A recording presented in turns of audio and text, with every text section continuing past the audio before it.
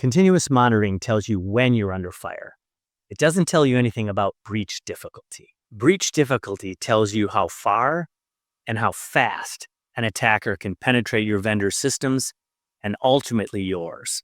And this can only be determined by looking at assessment data. When you examine assessment data, you can look comprehensively at breach difficulty. You can examine the attack paths that a hacker would take, the potential lateral movements, and identify any control gaps that could be exploited. Think of it as kind of a land and expand theory, that once the attacker is inside, how quickly can they move laterally, how much data can they access, and how broadly can they penetrate your organization. Knowing the likely path or paths and the time to impact can generate a lot of changes in contractual obligations and insurance obligations and a lot of the things that follow from onboarding a vendor. You need to understand whether stolen credentials could lead to the crown jewels of your data.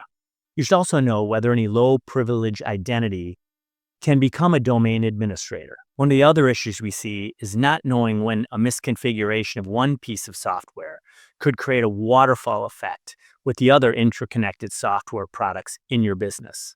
That's why we at Perimeter feel it's critical to have an integrated assessment platform, continuous monitoring platform, and AI application that helps you vet policy documents.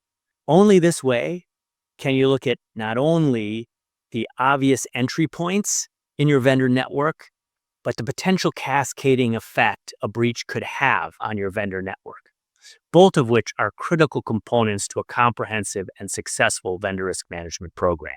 One thing we offer free is if you just reach out to me or our organization, we'll look and give you a snapshot of any one of your vendors or series of vendors free.